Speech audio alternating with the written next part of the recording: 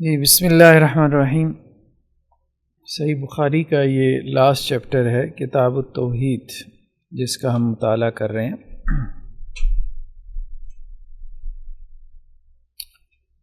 تو نیکسٹ جو سب چیپٹر ہے اس کا جو عنوان، جو ٹائٹل امام بخاری نے اس کو دیا ہے، باب ما یذکر فی الذات والنعوت واسام اللہ، یعنی اللہ کی ذات، نعت کہتے ہیں اللہ کی صفات، اور اسامی اللہ کے نام۔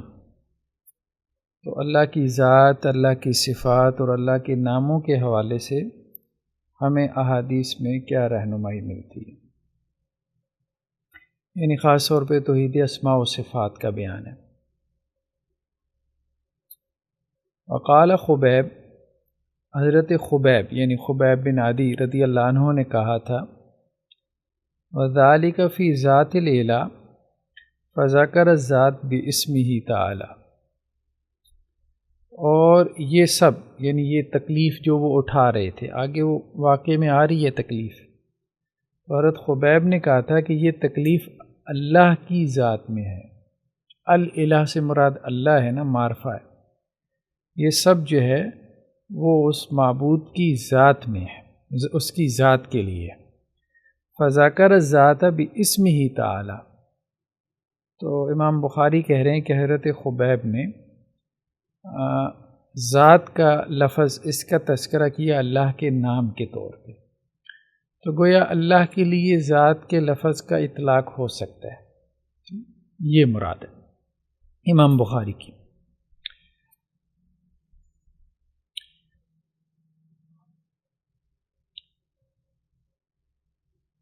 حضرت ابو ہریرہ سے ہے، قال بعث رسول صلی اللہ علیہ وسلم عشرہ منہم خبیب الانصاری، کہ اللہ کے رسول صلی اللہ علیہ وسلم نے 10 لوگوں کو بھیجا، جن میں سے ایک خبیب انصاری بھی تھے، ٹھیک ہے۔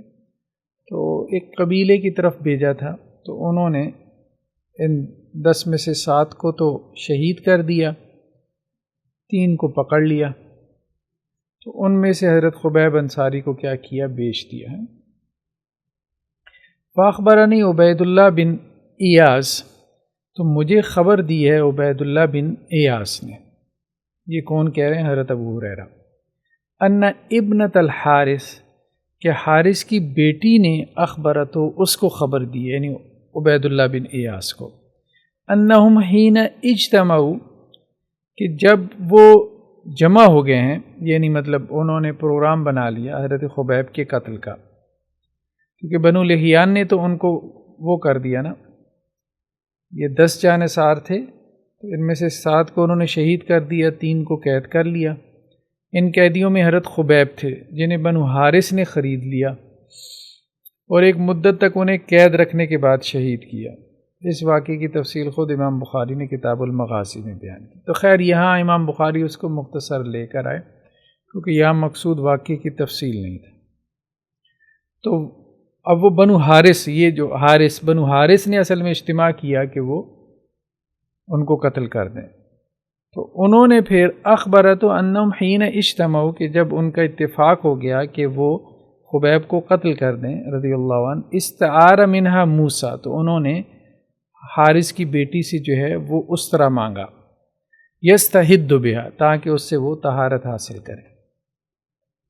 فلما خرجوا من الحرم، پس جب وہ حرم سے نکلے ہیں، یعنی ان کو قتل کرنے کے لیے، لیقتلوہ، تاکہ وہ حضرت خبیب کو قتل کریں، قال خبیب الانصاری، تو اس وقت حضرت خبیب انصاری نے کہا، ولست ابالی حین اقتل مسلمہ، کہ اگر میں مسلمان قتل کر دیا جاؤں، یعنی اسلام کی حالت میں، تو مجھے کوئی پرواہ نہیں ہے، مطلب اپنے قتل ہونے کی۔ علی ای شکن کان للہ مسرعی، مطلب جس پہلو پہ بھی میں گروں، میرا گرنا جو ہے اس قتل کے بعد وہ اللہ کے لیے ہوگا، تو اس سے کیا فرق پڑتا ہے؟ وَذَاتِكَ فِي ذَاتِ الْإِلَٰهِ، یہ وہ الفاظ ہیں۔ تو یہ جو میری تکلیف ہے، میری مصیبت ہے، یہ اللہ کے لیے ہوگی۔ وَإِن يَشَاء، اور اگر اللہ چاہے، يُبَارِكْ عَلَىٰ أَوْصَالِ شِلْوٍ مُمَزَّعٍ، کہ وہ برکتیں ڈال دے۔ اوصال سے مراد ہے اوضاع، مطلب اعضاء، مطلب جیسے ہم کہتے ہیں باڈی پارٹس، شلب سے مراد ہے جسم کے اس حصے کو کہتے ہیں جو کاٹ کے علیحدہ کر دیا گیا ہو جسم سے، ٹھیک ہے۔ اب ظاہری بات ہے وہ ان کو بھی اندازہ تھا کہ انہوں نے میرے ساتھ کیا کر رہے ہیں۔ ممزین سے مراد وہی ہے، مطلب ٹکڑے ٹکڑے کر دیا گیا۔ تو اللہ چاہے تو میرے جسم کے اگر گوشت کے ٹکڑے ٹکڑے کر کے انہیں مطلب ادھر ادھر پھینک دیا جائے تو اس میں بھی اللہ برکت ڈال دے۔ فقاتلہ ابن الحارث، تو ابن حارث نے حضرت خبیب کو قتل کر دیا۔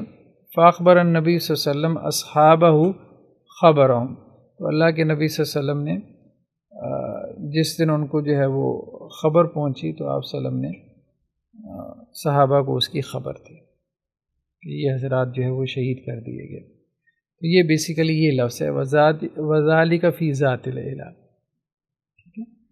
تو الہ سے مراد یا ذات سے مراد وہ کہ جس کی صفات ہو، دو لفظ بولے جاتے ہیں نا، ذات و صفات۔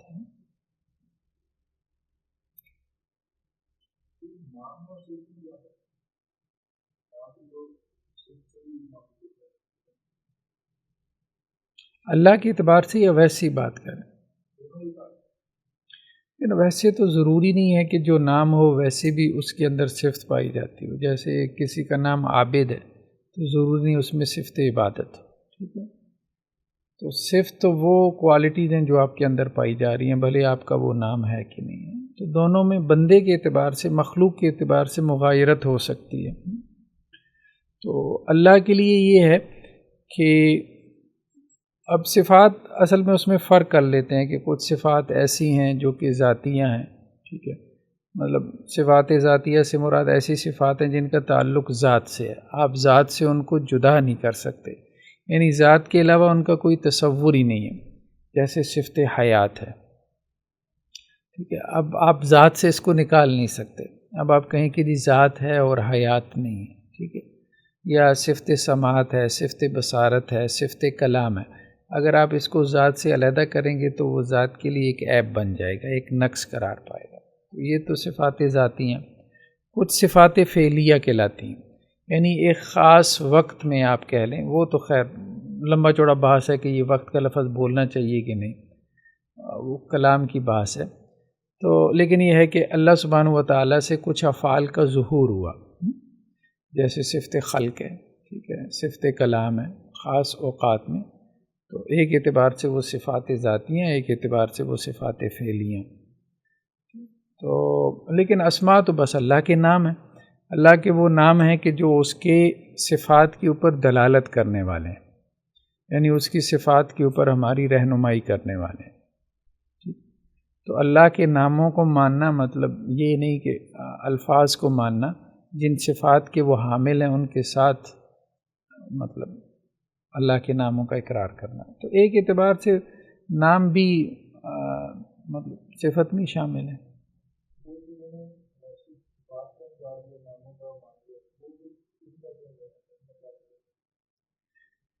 دیکھیں وہ یہ کہتے ہیں کہ اللہ کے علیم ہونے کا مطلب یہ ہے کہ اللہ تعالیٰ جاہل نہیں ہے۔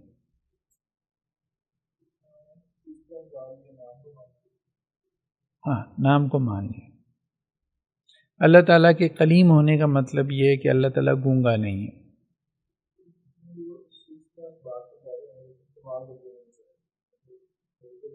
ہاں، مانتا ہے۔ اس لیے بعد میں گروہ پیدا ہوا جس نے یہ کہا کہ یہ دونوں باتیں کہنا ہی ٹھیک نہیں، تو انہوں نے مجرد نام مان لیے پھر کہ جن کے معنی ہمارے علم میں نہیں ہیں، یعنی لا ادریت کی طرف چلے گئے نا، کہ ہم نہیں جانتے۔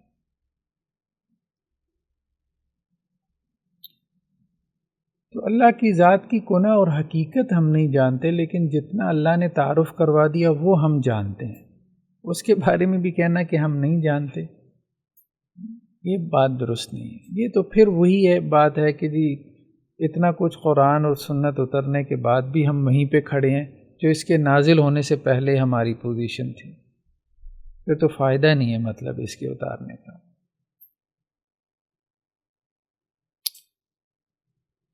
نیکسٹ باب کیا ہے؟ باب قول اللہ تعالیٰ وَيُحَذِّرُكُمُ اللَّهُ نَفْسَهُ، اللہ تعالیٰ تمہیں ڈراتا ہے اپنے نفس سے، تو یعنی نفس کے لفظ کا بھی اللہ کے لیے اطلاق ہوا ہے۔ تو امام بخاری یہ کرتے ہیں نا کہ بھئی دیکھو صرف حدیث میں نہیں ہے، قرآن میں بھی ہے، تو اوپر قرآن کی آیت کا تذکرہ اس طرح سے کر کے قرآن سے اس کو سپورٹ دیتے ہیں۔ وقولہ جل ذکرہ تعلم ما فی نفسی ولا اعلم ما فی نفسک، یہ حضرت عیسیٰ علیہ السلام نے قیامت والے دن جب اللہ سے کہیں گے نا، یا اللہ آپ جانتے ہیں جو میرے نفس میں ہے اور میں نہیں جانتا جو آپ کے نفس میں ہے، تو اللہ کے لیے لفظ نفس کا اطلاق جائز ہے۔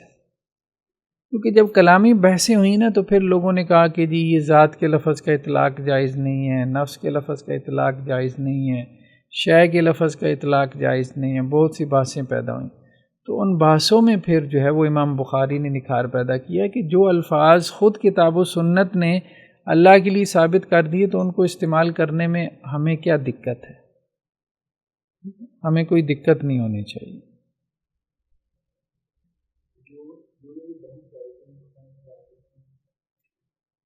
قرآن کی آیات بھی تھیں، احادیث بھی تھیں، ہری بات ہے، قرآن میں بھی تو یہ چیزیں ہیں نا۔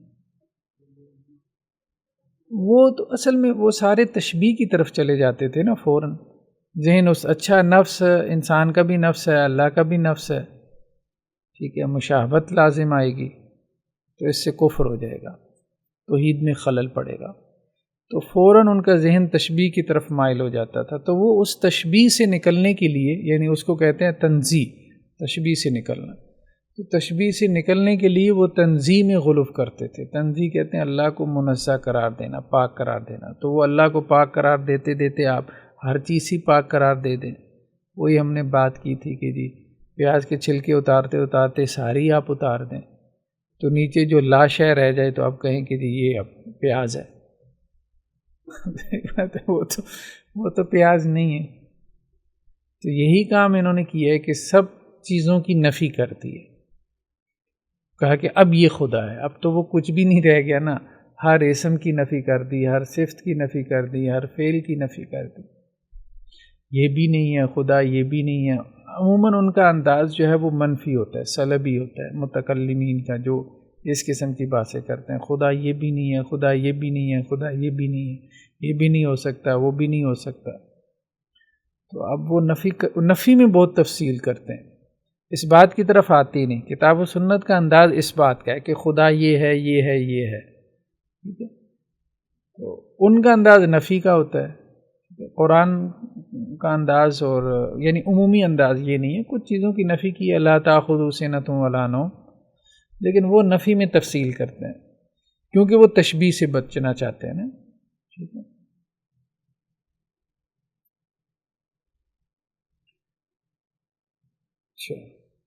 نیکسٹ کیا ہے، حضرت عبداللہ بن مسعود رضی اللہ عنہ سے، وہ اللہ کے نبی صلی اللہ علیہ وسلم سے نقل کرتے ہیں، قال ما من احد اغیر من اللہ، نہیں ہے کوئی ایک اللہ سے زیادہ غیرت مند، من اجل ذالک، یعنی اس سبب سے وہ فواحش کی جو ہے وہ بات ہو رہی ہے، من اجل ذالک حرم الفواحش، اور اسی غیرت کی وجہ سے اللہ نے فحش چیزوں کو حرام قرار دیا۔ وما احد احب الیہ المدح من اللہ، اور اللہ سے زیادہ کسی کو مدح پسند بھی نہیں ہے، ٹھیک ہے، کیونکہ اللہ تعالیٰ مدح کے لائق ہے، تو سب سے زیادہ اللہ کو یہ پسند ہے کہ اللہ کی تعریف کی جائے، اور اللہ سے زیادہ کوئی غیرت مند بھی نہیں ہے۔ اچھا یہاں پہ تو اب نفس کا لفظ جو ہے نا یہ یہاں پہ اطلاق نہیں ہوا، نہیں آیا، تو یہ امام بخاری کی ایک عادت ہے کہ بعض اوقات وہ کوئی حدیث لے کے آتے ہیں اور اس کی باب کے ساتھ موافقت نظر نہیں آتی ہمیں، کیونکہ باب میں تو یہ ہے کہ لفظ نفس کا اس بات ہوگا اللہ کے لیے، لیکن وہ اس کے اس طریق میں نہیں ہوتا، کسی اور طریق میں ہوتا ہے جو انہوں نے اپنی کتاب میں درج کیا ہوتا ہے۔ اب یہی یہاں پہ تو یہ روایت ہے نا عمر بن حفص سے، ٹھیک ہے، لیکن یہی روایت جب امام بخاری جو ہے وہ دوسرے مقام پہ لے کے آئے ہیں، ایک اور جگہ پہ کتاب و تفسیر القرآن، ٹھیک ہے، یہاں پہ وہی بات ہے، لا احد اغیر من اللہ، کہ کوئی شخص جو ہے وہ اللہ سے زیادہ غیرت مند نہیں ہے، ٹھیک ہے۔ تو اور اللہ نے اسی لیے جو ہے آپ غیرت کی وجہ سے فواہش کو حرام قرار دیا، جو ظاہری ہوں باطنی ہوں، اور اللہ سے زیادہ کسی کو جو ہے وہ مدح پسند نہیں ہے، ٹھیک ہے۔ اور آگے یہ الفاظ ہیں وَلِذَالِکَ مَدَحَ نَفْسَهُ، اس لیے اللہ سبحانہ و تعالیٰ نے جو ہے وہ اپنے نفس کی خود تعریف کی ہے، یعنی اپنے آپ کی تعریف اللہ نے خود کی ہے، سکھلائی ہے۔ تو یہاں اللہ کے لیے جو ہے وہ نفس کے لفظ کا، تو یہ عام عادت ہے، یعنی بعض اوقات اگر مطابقت نظر نہ آئے نا باب کے ساتھ حدیث کی، تو اس کا مطلب یہ ہے کہ امام بخاری اس کے کسی دوسری طریق کی طرف اشارہ کر رہے ہیں جو وہ پہلے بیان کر چکے۔ خیر بار، لیکن یہاں پہ صفت غیرت کا بھی اس بات ہے اللہ کے لیے، نفس کا بھی ہے اور صفت غیرت کا بھی ہے۔ اب اس میں جو لوگ انکار کرتے ہیں وہ کہتے ہیں اب غیرت تو اب ظاہری بات ہے کہ یہ ایک قلبی جذبہ ہے، تو اگر اللہ کی طرف ہم اس کی نسبت کریں گے تو اس میں نقص لازم آئے گا، ٹھیک ہے، اس لیے وہ لوگ نہیں کرتے، مطلب وہ اس کی تفصیل میں پڑ جاتے ہیں نا، اس کی کیفیت میں پڑ جاتے ہیں۔ جب وہ اس کی تفصیل اور کیفیت میں پڑھ کے اس کے بارے میں سوچتے ہیں تو وہ سوچنا سارا ان کا جو ہے وہ اپنی غیرت کے حوالے سے ہوتا ہے، تو اس لیے وہ اس کو پھر نقص خیال کرتے ہیں، کیونکہ ان کے سامنے اللہ کی غیرت تو ہے نہیں، یعنی اس کی کیفیت، اللہ کی غیرت کی کیفیت، تو وہ اس لیے اس کو نقص پہ محمول کرتے ہیں۔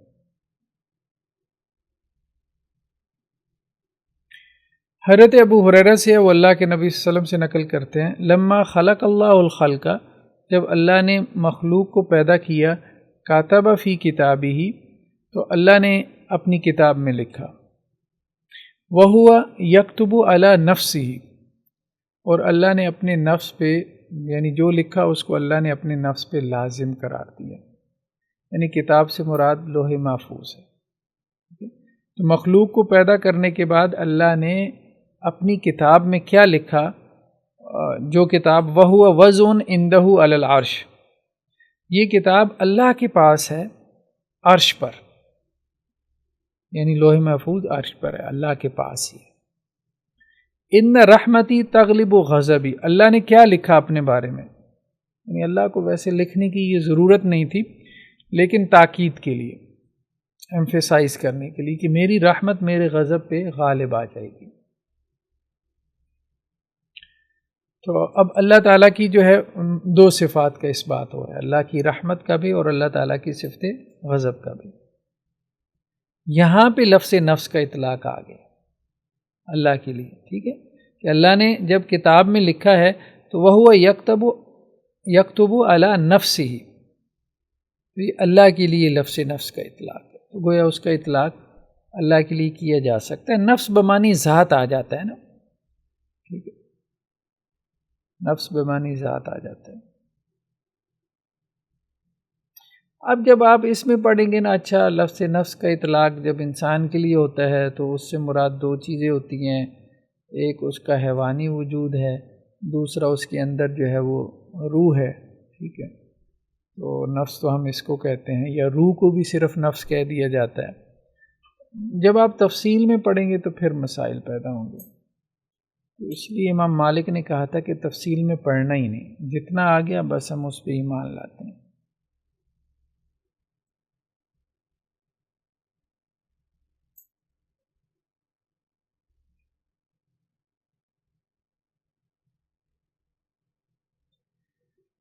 حضرت ابو ہریرہ سے ہے، قال قال النبی صلی اللہ علیہ وسلم یقول اللہ تعالی انا عند ظن عبدی بی، اللہ تعالیٰ یہ کہتے ہیں کہ میں اپنے بندے کے گمان کے مطابق ہوتا ہوں، یعنی بندہ میرے ساتھ اچھا گمان کرے تو میں اس کے ساتھ اچھا ہوتا ہوں، اگر بندہ میرے ساتھ برا گمان کرے تو میں اس کے لیے برا ہی ثابت ہوتا ہوں۔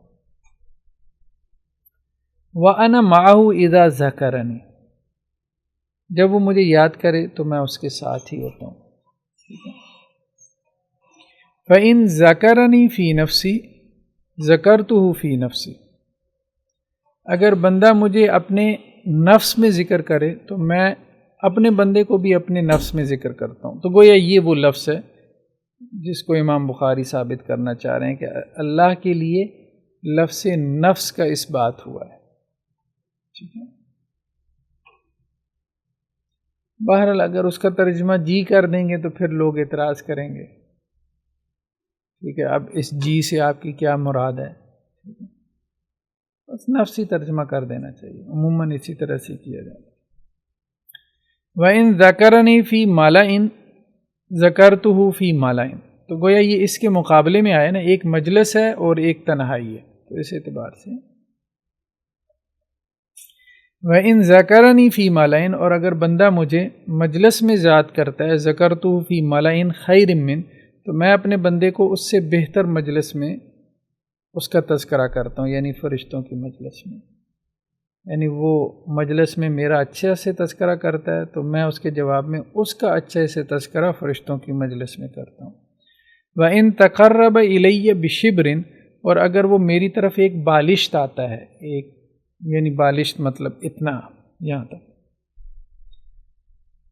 تقربت الیہ ذراعًا، تو میں اس کی طرف جو ہے وہ کوہنی جتنا، مطلب جسے ہم یہ کہتے ہیں یہاں تک ذراع۔ وَإِن تَقَرَّبَ إِلَيَّ ذراعًا، اور اگر وہ ایک کوہنی کے برابر میرے قریب ہو جائے، تقربت الیہ باعًا، ٹھیک ہے، آپ یوں سمجھ لیں کہ یہاں اس کو بازو تک، تو میں بازو بھر اس کے قریب ہو جاتا ہوں، یعنی وہ کم قریب ہوتا ہے، میں اس سے 2 گنا قریب ہوتا ہوں۔ وَإِنْ أَتَانِي يَمْشِي أَتَيْتُهُ هَرْوَلًا، اور اگر وہ میرے پاس چلتی ہوئی آتا ہے تو میں اس کی طرف دوڑتے ہوئی آتا ہوں۔ تو مطلب یہ ہے کہ اللہ کا رسپانس جو ہے وہ 2 گنا ہوتا ہے بندے کی نسبت۔ تو مقصود یہاں پہ وہی ہے کہ اللہ کے لیے لفظ نفس کا اس بات، تو اس میں کوئی حرج نہیں ہے، یعنی ذات کے معنی میں۔ اور ذات اس کو کہتے ہیں کہ جس کی صفات ہوں۔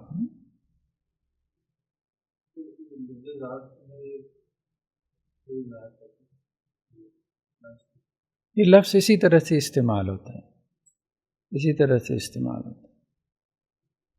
تو مطلب آپ یوں کہہ لیں کہ جیسے وہ چیز کی جس کا کوئی وجود ہو، اس کے لیے یہ لفظ بولا جاتا ہے۔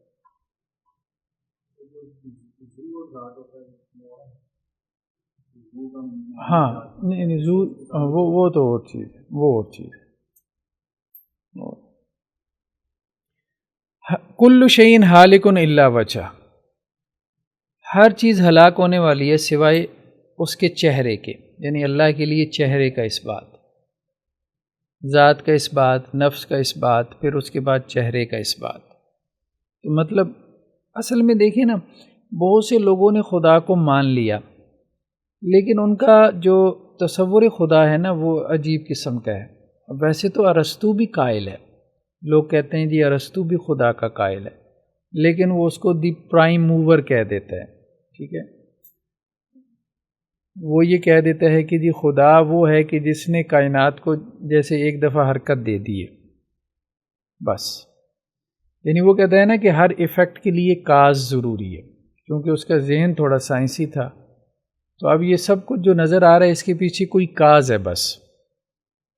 تو تمام کازوں کی ایک کاز ہے، کاز آف دی کازز آپ کہہ لیں، علت العلل بھی اس کو کہہ دیتے ہیں، تمام علتوں کی ایک علت۔ تو دنیا میں ہر چیز کے پیچھے ایک علت ہے، پھر تمام علتوں کے پیچھے ایک علت ہے، اور وہ علت جو ہے وہ خدا ہے، بس اس سے زیادہ اور کچھ نہیں۔ یعنی خدا کا کام صرف یہی ہے کہ جیسے گیند ایک دفعہ لڑکا دی، اب وہ لڑکتی چلی جا رہی ہے۔ تو لوگوں نے اس طرح سے علت، اب کیا ہے علت، اب دیکھیں نا کہ علت پرسن نہیں ہے، ٹھیک ہے، جیسے ہم ذات کہہ لیں، علت کوئی پرسن نہیں، ایونٹ عموماً ایونٹ ہی ہوتا ہے علت، ٹھیک ہے۔ واقعہ جو ہے، ایک واقعہ دوسرے واقعے کا سبب بن جاتا ہے نا، وہ پرسن یا ذات تو نہیں ہوتی۔ اسی طرح سے مختلف قسم کے کانسیپٹس رہے ہیں خدا کے بارے میں کہ خدا کیا ہے، ٹھیک ہے۔ اب افلاطون کو آپ پڑھیں تو افلاطون ایسے لگتا ہے کہ جیسے وہ یہ کہہ رہا ہے کہ جی خدا جو ہے وہ بیسیکلی خیال ہے، خیال ہے، اور وہ خیال بھی جہاں تک وہ لے کے جاتا ہے خیر کا، ورچو کا۔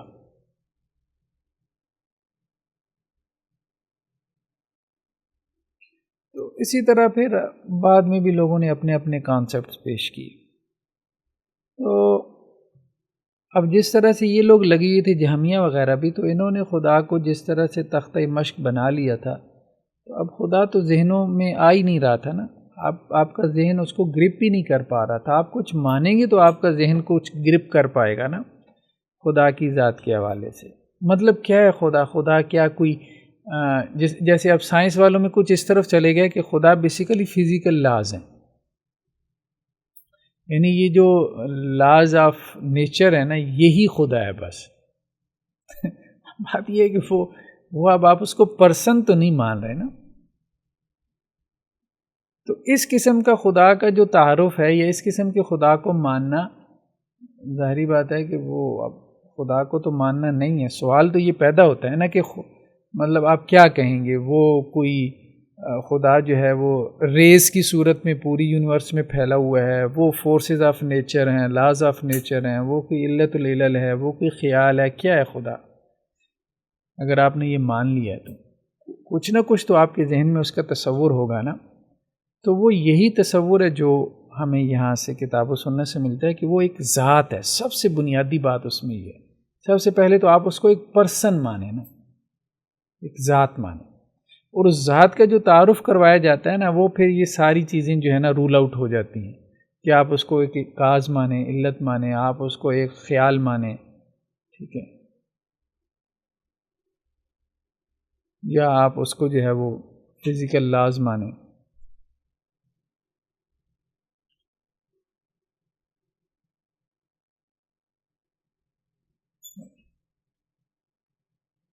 تو کل شیء ہالک الا وجہ، ہر چیز جو ہے وہ ہلاک ہونے والی ہے سوائے اللہ کے چہرے کے، ٹھیک ہے۔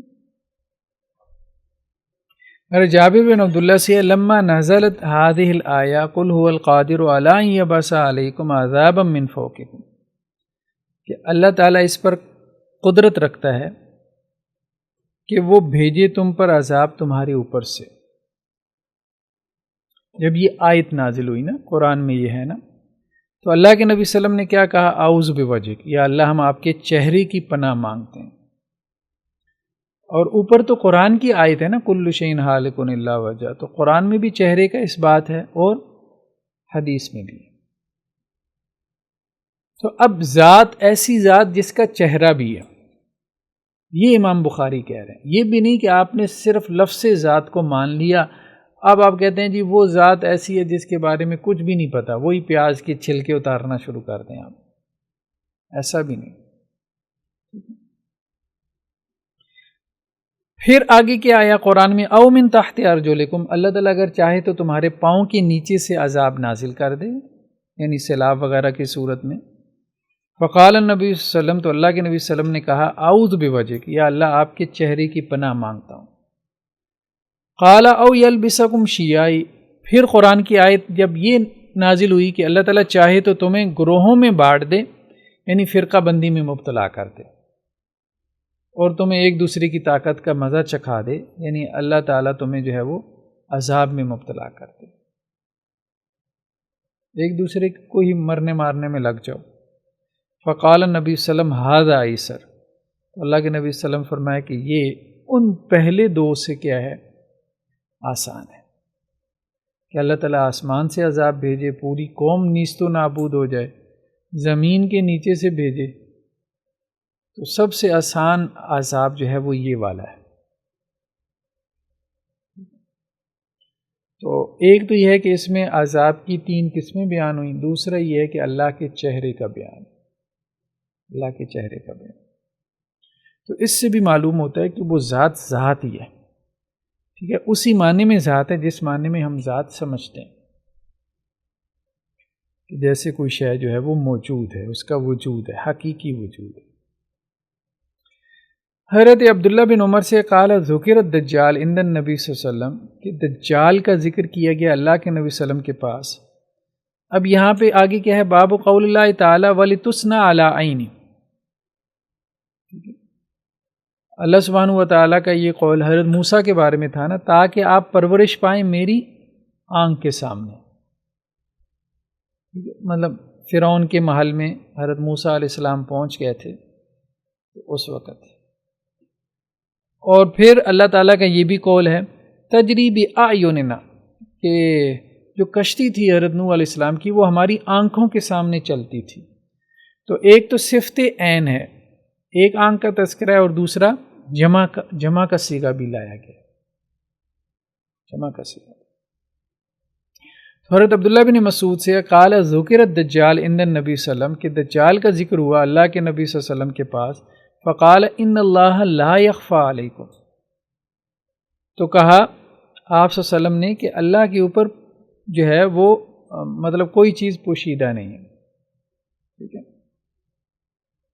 ان اللہ لا یخفی علیکم، اللہ کی ذات جو ہے وہ تم پر پوشیدہ نہیں ہے، ان اللہ لیس بآور، کیونکہ اللہ جو ہے وہ مطلب ایک آنکھ سے وہ اللہ تعالیٰ کانا نہیں ہے، وَأَشَارَ بِيَدِهِ إِلَىٰ عَيْنِهِ، اور اللہ کے رسول صلی اللہ علیہ وسلم نے اپنی آنکھ کی طرف اشارہ کیا۔ بہت سری الفاظ ہیں، تو ہم یہ نہیں کہیں گے کہ اللہ تعالیٰ کی ایسی آنکھ ہے کہ جیسی انسان کی ہے، لیکن یہ ہے کہ اب کہنا کہ آنکھ سے مراد جو ہے نا وہ آنکھ ہے ہی نہیں۔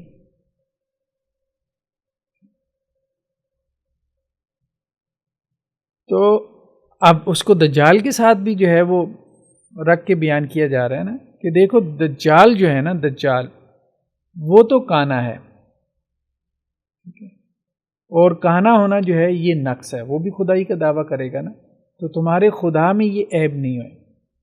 اور آپ صلی اللہ علیہ وسلم نے اپنی آنکھ کی طرف اشارہ کیا، یعنی آنکھ سے مراد آنکھ ہی ہے۔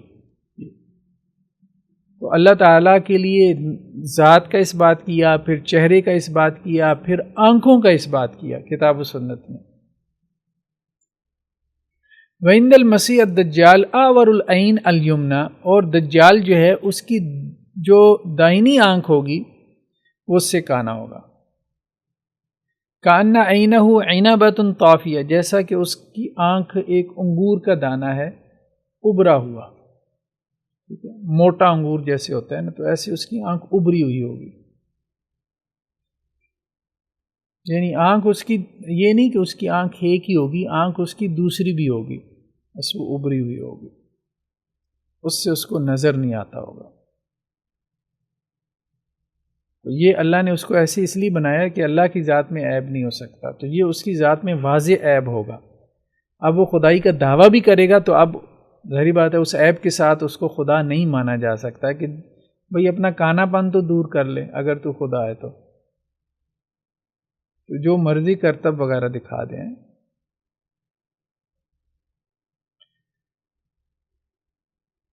حضرت قتادہ کہتے ہیں میں نے حضرت انس سے سنا رضی اللہ عنہ، وہ اللہ کے نبی صلی اللہ علیہ وسلم سے نقل کر، جی جی ہاں دوسری نارمل، داہنی آنکھ سے وہ کانا ہوگا نا، اس کی آنکھ وہ اوپری ہوگی۔ ما بعث اللہ من نبی الا انذر قومہ الاعور الکذاب، کہ اللہ نے کوئی نبی نہیں بھیجا مگر اس نبی نے اپنی قوم کو جھوٹے کذاب اور کانے دجال سے ڈرایا ہے۔ انہ آور، بے شک وہ کانا ہے دجال، وَإِنَّ رَبَّكُمْ لَيْسَ بِآور، اور تمہارا رب ایسا نہیں ہے۔ تو یہ بھی گویا کہ صفت عین کی کا اس بات ہے کہ اللہ کی آنکھیں ہیں۔ مکتوب بین عینیہ کافر، اور دجال کی دونوں آنکھوں کے درمیان کافر لکھا ہوگا۔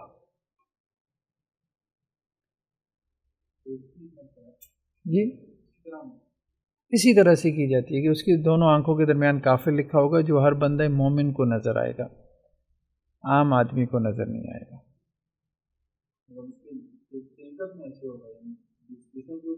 جی جسم کے اوپر لکھا ہوگا، جسم کے اوپر لکھا ہوگا۔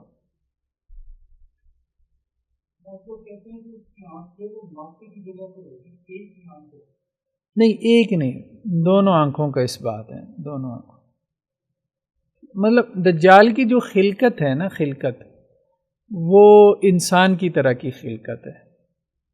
دجال کے بارے میں ہم اب ایک سوال ہو سکتا ہے نا کہ دجال کیا کوئی انسان کے علاوہ مخلوق ہے؟ تو ایسا نہیں ہے۔ جو حدیثیں بیان کرتی ہیں ہاں یہ تو ضرور بیان کرتی ہیں کہ کوئی سپر مین ٹائپ ہو، ٹھیک ہے، لیکن ہوگا مین ہی، انسان ہی ہوگا، نہ فرشتہ ہے نہ جنات ہے، تیسری صورت یہی ہے کہ انسان ہو، چوتھی صورت پھر یہ ہے کہ جانور ہو، تو جانور سے انسانوں نے کیا متاثر ہونا، تو وہ انسان کی ہی طرح کا ہوگا اور خدائی کا دعویٰ کرے۔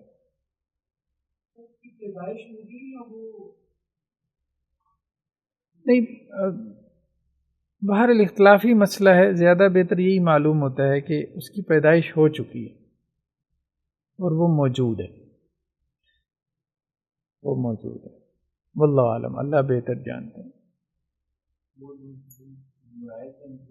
تمیم داری کی جو روایت ہے نا، صحیح مسلم، ہاں، حضرت ابو سعید خدری سے روایت ہے غزوہ بنی مستلق کے حوالے سے کہ انہم اصحابو سبایا، کہ غزوہ بنی مستلق میں ان کے پاس کچھ لونڈیاں ان کے ہاتھ آئیں، قیدی لونڈیاں، فارادوا ان یستمتعوا بہن ولا یحملن، تو اب صحابہ نے چاہا کہ وہ ان لونڈیوں سے فائدہ اٹھائیں لیکن وہ حاملہ نہ ہوں، تو لونڈی سے جو ہے وہ اولاد کو پسند نہیں کیا جاتا تھا۔ ایسے افلاطون کا ایک جملہ ہے، تو اس سے لگتا ہے کہ یہ اس وقت کی پوری ایک جو ہے نا وہ ایک سوچ تھی، عالمی سوچ تھی، اپنی افلاطون کا نہیں، کسی اور شاید یونانی فلاسفر کا ہے۔ تو شاید میں نے مکالمات افلاطون میں پڑھا تھا یا کہاں پڑھا تھا، اس نے کہا تھا کہ بیویاں ہم نے بچے پیدا کرنے کے لیے رکھی ہیں اور خواہش پورا کرنے کے لیے لونڈیاں ہیں، بیویوں کا مقصد یہ نہیں ہے اور نہ ہی بیویوں سے یہ مقصد پورا ہو سکتا ہے، تو وہ پورا ایک کلچر تھا، تو اس لیے اب لونڈی سے جو ہے نا وہ اولاد پسند نہیں کرتے تھے، اولاد جو ہے وہ ہمیشہ بیوی سے، عربوں میں بھی یہی تھا، تو یہ وہی بات آ گئی۔ تو صحابہ نے یہ چاہا کہ وہ ان لونڈیوں سے فائدہ اٹھائیں لیکن وہ حاملہ نہ، فسأل النبی صلی اللہ علیہ وسلم عن العزل، تو انہوں نے اللہ کے نبی صلی اللہ علیہ وسلم سے عزل کے بارے میں سوال کیا، فقال ما علیکم اللہ تفعلوا، لیکن ایک اور بات، مطلب اس کو اگر ہم ویسٹرن سوسائٹی نے خاص طور پہ جو ایک فری سیکس سوسائٹی قائم کرتی ہے، بالکل مادر پدرا ساتھ، ٹھیک ہے، کہ انسان اپنی خواہش کو جس طرح سے مرضی پورا کرے، کہ مذہب کا کوئی تصور نہیں، کانسیپٹ نہیں، خدا کا کوئی تصور نہیں، اب اس کے مقابلے میں روایت کے اندر یہی چیز ہے جس سے آپ اپنی سوسائٹی کو بچا سکتے ہیں، یہ جو لونڈیوں کا کانسیپٹ تھا، ورنہ یا تو انسان ادھر چلا جائے گا بالکل فری سیکس سوسائٹی کی طرف، تو مطلب انسان کے دماغ میں جو کچھ اس حوالے سے بھرا ہوا ہے، وہ جیسے فرائڈ بھی کہتا تھا نا، کیونکہ اب تو لوگ نارمل نہیں نہ رہ گئے، باہر کے ماحول کی وجہ سے، اللہ نے انسان کو نارمل پیدا کیا، وہ تو بات ٹھیک ہے، لیکن باہر کے ماحول کی وجہ سے انسان کی یہ جبلت جس طرح سے بھڑک اٹھی ہے، مطلب ہم چیزیں دیکھتے ہیں خبروں میں سنتے وغیرہ، تو اس کا حل یہی ہے، اب وہ ان کی خواہشات شاید بیویوں سے پوری نہیں ہونے والی، اور نہ ہی بیویاں وہ پوری کرنے پہ تیار ہوں گی جو کچھ ان کے دماغ میں ہے، ٹھیک ہے، تو اس کا علاج روایت میں اس کے علاوہ اور کوئی نہیں، تو انہوں نے تو وہ ختم کر دیا سارا کچھ، غلامی اس کو کہہ کے، ٹھیک ہے کہ جی یہ انسانی حقوق کی خلاف ورزی ہے، اور ساتھ میں پھر سیکس ورکر کے نام سے سارا کچھ جائز بھی کر لیا بات تو وہ وہی تھی، لونڈیاں رکھنے والی، سیکس ورکر کیا ہے، خیر بار۔ وسأل النبی صلی اللہ علیہ وسلم عن العزل، تو انہوں نے اللہ کے نبی صلی اللہ علیہ وسلم سے عزل کے بارے میں سوال کیا، فقال ما علیکم اللہ تفعلوا، تو اللہ کے رسول صلی اللہ علیہ وسلم نے فرمایا بھائی اگر تم ایسا نہ کرو تو کیا حرج ہے، مطلب تم کیوں ایسا کرنا چاہتے ہو، فإن اللہ قد کتب من ہوا خالق الی یوم القیامہ، کہ جو قیامت تک پیدا اللہ تعالیٰ کرنے والے ہیں نا اس کو اللہ نے لکھ دیا، ٹھیک ہے، اگر تم یہ نہ کرو تو مطلب اس سے مراد یہ ہے کہ آپ صلی اللہ علیہ وسلم نے اجازت دے دی، لیکن زیادہ بہتر اسی کو قرار دیا کہ نہ کرے. تو یہاں سے فیملی پلاننگ کا جواز وغیرہ جو ہے وہ نکالا جاتا ہے، وہ مطلب اس کا جواز ہے. لیکن زیادہ بچے ہوں، نسل انسانی کو فروغ ملے، یہ زیادہ پسندیدہ ہے. دوسری جو سند سے روایت ہے اس میں کیا ہے کہ اللہ کے نبی صلی اللہ علیہ وسلم فرمائے لیست نفس مخلوقہ الا اللہ خالقها، کوئی جان جو ہے جو پیدا ہونے والی ہے تو اللہ اس کو پیدا کر کے رہے گا. یعنی جس کے بارے میں تقدیر میں پیدا ہونا لکھا ہوا ہے تو انسان جتنی مرضی پلاننگ کر لے تو اللہ تعالیٰ اس کو پیدا کر کے ہی رہے گا. تو یہاں اللہ تعالیٰ کی صفت خلق واللہ الخالق، کہ وہ خالق ہے، اس کا تذکرہ ہے. اور وہ خالق اس طرح سے ہے کہ اپنے ارادے سے ہے، اور خالق اس طرح سے بھی ہے کہ اپنے غلبے کے ساتھ ہے، کہ انسان نہ بھی چاہے تو پھر بھی اللہ تعالیٰ جس روح کو پیدا کرنا چاہتے ہیں اللہ اس کو پیدا کر دیتے ہیں.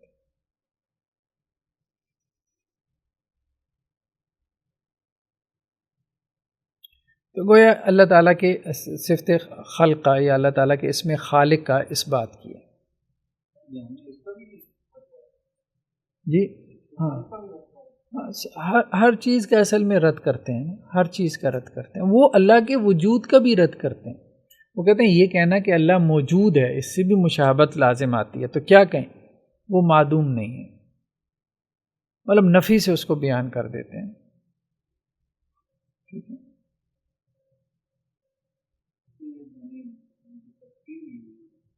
ہاں تکفیر تو کی گئی ہے ان کی تکفیر. بہرحال مختلف قسم کے لوگ تھے، ہر طرح کے لوگ تھے. انسانی سوچ ایسی ہے نا، آج بھی اب دیکھ لیں ایسے ایسے عجیب و غریب قسم کے افکار والے لوگ ہیں. ٹھیک ہے. باب قول اللہ تعالی لما خلقت بیدی، اللہ تعالیٰ کا قول کہ جس کو میں نے دونوں ہاتھوں سے پیدا کیا. اب یہ جو ہے نا صفت عین ہے، صفت وجہ ہے، ان کو صفات کہتے ہیں. صفت ید ہے، اللہ کے لیے ہاتھوں کا اس بات ہے، یہ صفات ذاتیہ کہلاتی ہیں، کیونکہ ذات کا ایک طرح سے جو ہے نا یہ حصہ ہوتی ہیں. حضرت انس سے ہے کہ اللہ کے نبی صلی اللہ علیہ وسلم فرمایا یجمع اللہ المؤمنین یوم القیامہ، کہ اللہ تعالیٰ قیامت والے دن اہل ایمان کو جمع فرمائے گا. فیقولون، اور وہ کہیں گے لو استشفعنا الی ربنا، کہ اگر ہم اپنے رب سے جو ہے وہ مطلب کوئی سفارش کروا لیں، حتی یریحنا من مکاننا ھذا، یہاں تک کہ ہمیں ہماری اس جگہ سے جو ہے وہ اس حالت سے آرام مل جائے. یعنی میدان حشر میں حساب نہیں ہو رہا ہوگا، دن لمبا ہو جائے گا، سورج بہت قریب ہوگا، ہر بندہ اپنے پسینے میں ڈوبا ہوا ہے. اب ایسے میں لوگوں کو یہ فکر ہوگی کہ چلیں جنہوں نے جنت میں جانا ہے وہ بیچارے تو پریشان نہ ہوں، ان کا تو حساب کتاب ہو. تو وہ پھر سفارش ڈھونڈیں گے. فیاتون آدم علیہ السلام کے پاس آئیں گے. فیقولون یا آدم اما تر الناس خلقک اللہ بیدہ، خلقک اللہ بیدہ، اللہ نے آپ کو پیدا کیا اپنے ہاتھ سے. ایسے اللہ نے بھی اس کا تذکرہ کیا ہے قرآن کے اندر. وَأَسْجَدَ لَكَ مَلَائِكَتَهُ، اور اللہ نے فرشتوں کو جو ہے وہ کہا کہ وہ آپ کو سجدہ کریں. وَعَلَّمَكَ أَسْمَاءَ كُلِّ شَيْءٍ، اور اللہ تعالیٰ نے آپ کو ہر چیز کے نام جو ہے وہ سکھلا دیے. اشفع لنا الی ربنا، آپ ہمارے رب سے ہمارے لیے سفارش کریں. حتی یریحنا من مکاننا ھذا، یہاں تک کہ اللہ تعالیٰ ہمیں اس حالت سے نکال لیں. فیقول لست ہناک، حضرت آدم کہیں گے کہ میرا وہ مقام نہیں ہے، میرا وہ مرتبہ نہیں ہے کہ آج میں اپنے رب سے سفارش کروں. تو یہ الفاظ آ گئے نا کہ خلقک اللہ بیدہ، وہی بات جو قرآن میں آئی. تو اصل میں امام بخاری یہ بھی کہہ رہے ہیں کہ اگر اللہ کے ہاتھوں سے مراد کچھ اور ہوتا تو رسول اللہ صلی اللہ علیہ وسلم اس کے پھر کچھ اور معنی بیان کرتے نا. تو گویا آپ صلی اللہ علیہ وسلم نے بھی ید کا معنی ید ہی کر کے اسی معنی کو ایمفیسائز کیا ہے نا، وجہ کا معنی وجہ ہی کر کے آپ صلی اللہ علیہ وسلم نے اس کے اسی معنی کو ایمفیسائز کیا کہ اس سے مراد وہی ہے جو تم سمجھ رہے ہو، اور عین کا معنی عین ہی کیا آپ صلی اللہ علیہ وسلم نے۔ تو وہ جو تفصیل آئی ہے ان قرآن میں اللہ کی صفات کے حوالے سے، احادیث میں جو تفصیل آئی ہے وہ قرآنی معنی کو اور زیادہ کیا کر دیتی ہے، اس کے لغوی معنی کے حوالے سے ان کی تاکید کر دیتی ہے، تاکید مزید ہوگی نا۔ تو حضرت آدم کے پاس آئیں گے تو حضرت آدم جو ہے وہ کہیں گے وَيَذْكُرُ لَهُمْ خَطِيَّتَهُ الَّتِي أَصَابَهَا، تو وہ بتائیں گے کہ بھائی وہ مجھ سے تو وہ خطا ہو گئی تھی، ٹھیک ہے، مطلب وہ جو ایک شجر کا درخت کا میں نے پھل کھا لیا تھا، اللہ نے منع کیا تھا، تو مجھے تو آج شرمندگی محسوس ہو رہی ہے کہ اللہ سے تمہارے بارے میں سفارش کروں کہ تمہارا حساب کتاب شروع ہو۔ وَلَٰكِنِ تو نوحًا، لیکن تم ایسا کرو کہ نوح کے پاس چلے جاؤ، فَإِنَّهُ أَوَّلُ رَسُولٍ، وہ پہلے رسول تھے، یعنی آدم جو ہے وہ پہلے نبی تھے، حضرت نوح پہلے رسول تھے۔ بَعَثَهُ اللَّهُ إِلَىٰ أَهْلِ الْأَرْضِ، اللہ نے انہیں اہل زمین کی طرف بھیجا۔ فَيَأْتُونَ نُوحًا، وہ نوح کے پاس آئیں گے، فَيَقُولُ لَسْتُ هُنَاكُمْ، تو وَيَذْكُرُ خَطِيَّتَهُ الَّتِي أَصَابَ، اور نوح بھی کہیں گے کہ بھائی یہ اب میرا تو ہے وہ مقام نہیں ہے، اور وہ بھی اپنی اس خطا کا تذکرہ کریں گے کہ مطلب جو انہوں نے اپنے بیٹے کے لیے دعا کی تھی نا، تو اس حوالے سے وہ کہیں گے کہ بھائی مجھے تو شرمندگی ہو رہی ہے کہ وہ جو ان کا بیٹا کافر تھا نا جو عذاب میں ڈوب گیا تھا، تو اللہ نے منع بھی کیا تھا کہ اے نوح آپ نے دعا نہیں کرنی۔ پھر وہ حضرت ابراہیم علیہ السلام کے پاس آئیں گے، خلیل الرحمن جو رحمان کے خلیل ہیں، ٹھیک ہے، فیقول لست ہناکم، تو وہ بھی کہیں گے کہ بھائی اب میرا بھی یہ مقام نہیں ہے کہ آج کے دن سفارش کروں اللہ کی جناب میں۔ وَيَذْكُرُ لَهُمْ خَطَايَاهُ الَّتِي أَصَابَتْ، تو حضرت ابراہیم بھی جو ہے وہ تذکرہ کریں گے اپنی خطا کا جس کو وہ پہنچے، مطلب وہی جو ایک وہ آتا ہے نا کہ 3 باتیں جن کا تذکرہ آتا ہے، اس کے لیے اگرچہ لفظ جو ہے وہ کاذب آ گیا، جھوٹ کا لفظ آ گیا صحیح بخاری کی ایک روایت میں، اس لیے مولانا مودودی اس طرف چلے گئے کہ تو نبی تو جھوٹ نہیں بول سکتا، لیکن جھوٹ ہمارے ہاں اردو میں اس کا ترجمہ کر دیا جاتا ہے۔ کذب جو ہے نا مطلب عربی زبان میں وہ کئی ایک معنی میں استعمال ہوتا ہے، بیسیکلی تو اس سے مراد یہی ہوتی ہے کہ وہ بات جو خلاف حقیقت ہو، ٹھیک ہے، عام طور پر تو بعض اوقات توریہ کے اوپر بھی اس کا اطلاق ہو جاتا ہے، یعنی زومانی بات کے اوپر بھی۔ خیر وہ زومانی بات تھی، لیکن نبی کے لیے زومانی بات کرنا بھی مناسب نہیں ہوتا ہے۔ تو وہ جو 3 مقامات پہ حضرت ابراہیم علیہ السلام نے زومانی بات کی، تو یہ اس کی طرف اشارہ ہے، تو وہ کہیں گے کہ بھائی میں جو ہے نا وہ ہاں اس لیے جمع میں وہ 3 مقامات ہیں نا، ایک تو وہ ہے نا کہ جب انہوں نے بتوں کو جو ہے وہ توڑ دیا تھا، تو انہوں نے پوچھا تھا کہ جی اے ابراہیم آپ نے بتوں کو توڑا ہے، تو حضرت ابراہیم نے کہا کہ اپنے بڑے سے پوچھ لو نا، اس کی طرف اشارہ کر دیا۔ اب یہاں واضح نہیں ہے، یہ نہیں کہا کہ بڑے نے توڑا ہے، بس یہ کہہ دیا کہ جی بڑے سے پوچھ لو، ٹھیک ہے، تو گویا کہ اشارہ کیا کہ اس نے توڑا ہے تو لیکن یہ ہے کہ کہا تو نہیں کہ اس نے توڑا۔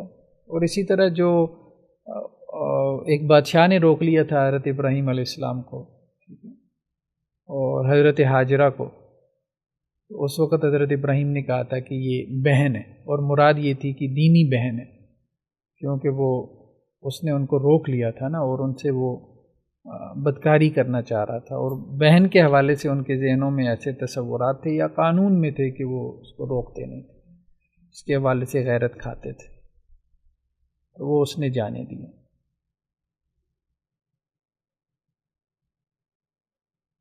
تیسرا ابھی میرے ذہن میں آ نہیں رہا، تیسرا کون سا مقام تھا، بہرحال 2 تو یہ تھے۔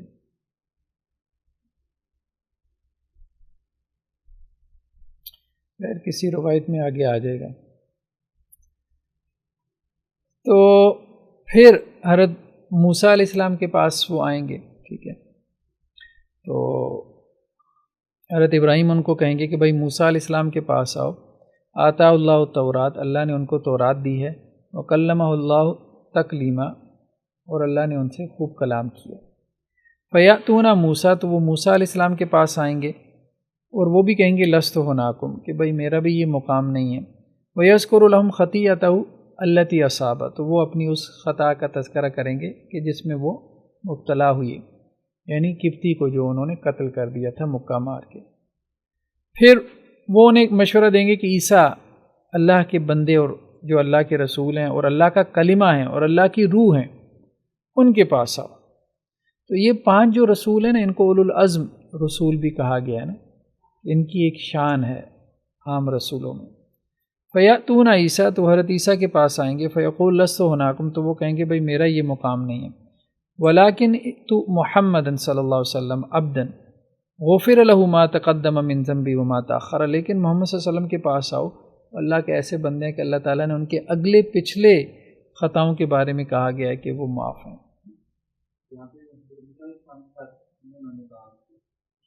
ہاں، یہاں حضرت عیسیٰ کے ساتھ تذکرہ نہیں کیا، اس کی وجہ یہ ہے کہ ہمیں ملتی بھی نہیں ہے نا، ملتی بھی نہیں۔ یہی جن کا تذکرہ اس روایت میں آیا ہے، حضرت نوح، حضرت ابراہیم، حضرت موسیٰ، حضرت عیسیٰ، اور پھر اس کے بعد اللہ کے رسول صلی اللہ علیہ وسلم، 5 ہیں نا۔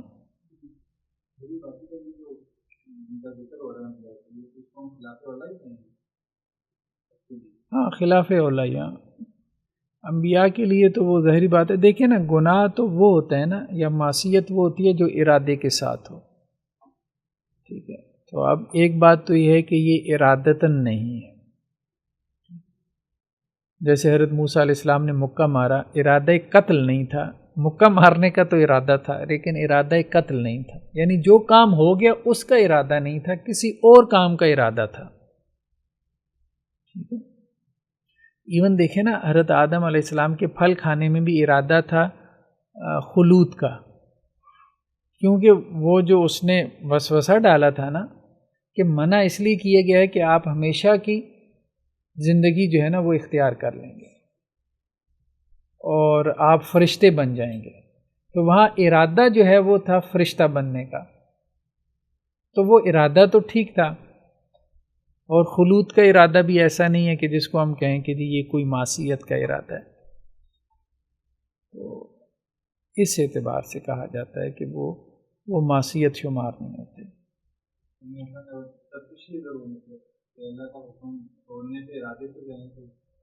ہاں، وہ معصیت ہے نا، وہ معصیت ہے۔ ایک یہ ہے کہ ارادہ آپ کا بھلائی کا ہے، خیر کا ہے، ٹھیک ہے، ارادہ آپ کا خیر کا ہے، ٹھیک ہے۔ حضرت موسیٰ علیہ السلام کا بھی ارادہ یہ تھا کہ اپنے جو قبطی بھائی ہیں اس کو بچائیں، وہ قبطی تو نہیں، اسرائیلی بھائی کو بچائیں اس قبطی کے ظلم سے۔ اب یہ ارادہ خیر ہے، لیکن نتیجہ اس کا کیا ہے؟ وہ شر ہے۔ تو ارادہ خیر کے ساتھ ایک خیر کا کام کیا، لیکن وہ خیر کا کام جو ہے وہ نتیجے کے اعتبار سے جو ہے وہ خطا بن گیا۔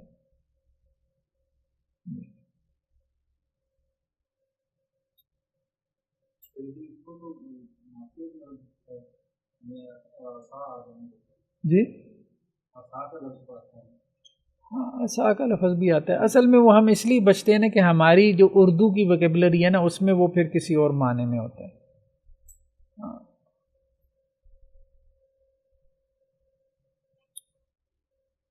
خیر بہرحال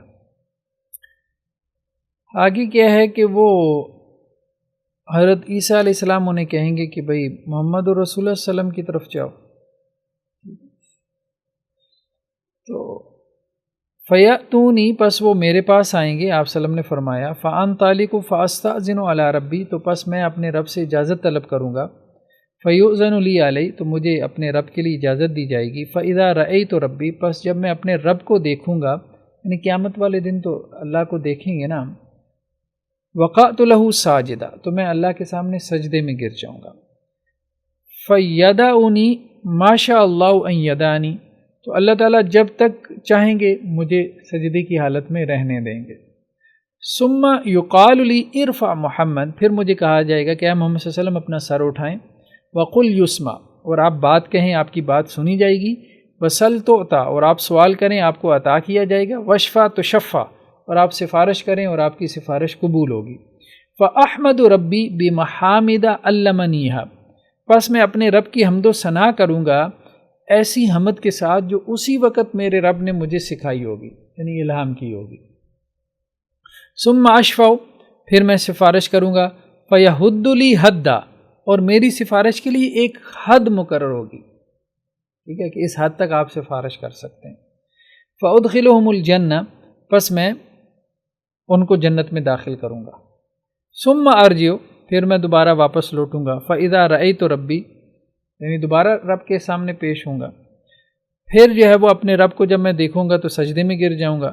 فیدعنی ما شاء اللہ وان یدعنی، تو اللہ تعالیٰ مجھے سجدے میں رہنے دیں گے جب تک اللہ تعالیٰ چاہیں گے۔ ثم یقال، پھر کہا جائے گا ارفع محمد، اے محمد صلی اللہ علیہ وسلم آپ اپنا سر اٹھائیں، وقل یسمع، اور آپ کہیں آپ کی بات سنی جائے گی، وسل تو آپ سوال کریں آپ کو دیا جائے گا، وشفع تو شفع، آپ سفارش کریں آپ کی سفارش قبول ہوگی۔ فاحمد ربی بمحامد علمنیہا، پس میں اپنے رب کی حمد بیان کروں گا ان الفاظ کے ساتھ جو اللہ نے مجھے تعلیم دیے ہوں گے۔ ثم اشفع، پھر میں سفارش کروں گا، فیحد لی حدا، اور اللہ تعالیٰ میرے لیے ایک حد مقرر کریں گے۔ فادخلہم الجنۃ، پھر میں لوگوں کو جنت میں داخل کروں گا، یعنی جن کے بارے میں سفارش جو ہے وہ اللہ کی قبول ہوگی۔ ثم ارجع، پھر میں لوٹوں گا، فاقول یا رب ما بقی فی النار الا من حبسہ القرآن، یا اللہ اب تو آگ میں صرف وہی باقی رہ گیا کہ جس کو قرآن نے روک رکھا ہے، یعنی جس کے بارے میں قرآن نے کہا نا کہ وہ ہمیشہ ہمیشہ رہیں گے۔ قرآن سے مراد اللہ کا کلام ہے یا اللہ تعالیٰ کی وعید ہے۔ وَوَجَبَ عَلَيْهِ الْخُلُودُ، اور اس کے بارے میں خلود جو ہے یعنی ہمیشہ جہنم میں رہنا کیا ہے، واجب ہے، جیسے ہمیں قرآن سے معلوم ہوا۔ قال النبی صلی اللہ علیہ وسلم یخرج من النار من قال لا الہ الا اللہ، آپ صلی اللہ علیہ وسلم فرمایا جہنم سے نکلے گا، یعنی یہ جہنم سے نکلے گا، یہ نہیں ہے کہ جی گناہوں کی سزا کے بغیر جنت میں چلا جائے گا۔ تو مسلمان بھی پہلے جہنم میں جائے گا، پھر اس کے بعد اللہ کے رسول صلی اللہ علیہ وسلم سفارش کریں گے تو نکلے گا۔ ٹھیک ہے، تو یہاں سفارش سے مراد یہی ہے کہ یہ جہنمیوں کی سفارش ہو رہی ہے۔ وہ کہتے ہیں نا جی اللہ کے رسول کی جو ہے وہ ہمیں شفاعت نصیب ہو، تو اس میں جو ہے نا اصل چیز یہی ہے کہ اللہ سبحانہ و تعالیٰ ایسا بنائے کہ انسان جہنم میں جائے ہی نہ، یہ تو دعا نہ کرے کہ پہلے جہنم میں جاؤں اور پھر آپ صلی اللہ علیہ وسلم کی شفاعت ہو۔ ایک ہے شفاعت کبریٰ، وہ تو سب کو حاصل ہوگی میدان حشر والے دن، ٹھیک ہے، کہ حساب کتاب شروع کیا جائے، حساب کتاب شروع نہیں ہو رہا ہوگا، ٹھیک ہے۔ اور ایک ہے شفاعت صغریٰ، اس میں پھر بعض صورتیں ایسی بھی ہیں کہ لوگ جہنم میں نہیں جائیں گے، اور بعض صورتیں ایسی ہیں کہ وہ جہنم میں چلے بھی جائیں گے اور پھر وہاں سے ہو کے آئیں گے۔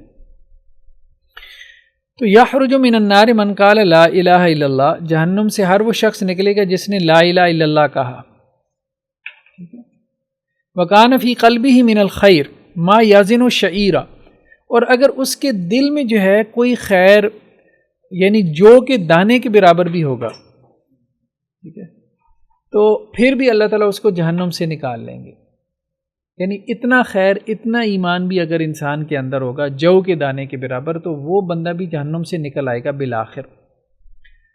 ثم یخرج من النار من قال لا الہ الا اللہ وکان فی قلبی من الخیر، پھر وہ شخص بھی جہنم سے نکلے گا جس نے لا الہ الا اللہ پڑھا اور اس کے دل میں ما یزن برا، گندم کے دانے کے برابر جو ہے وہ خیر ہوگا۔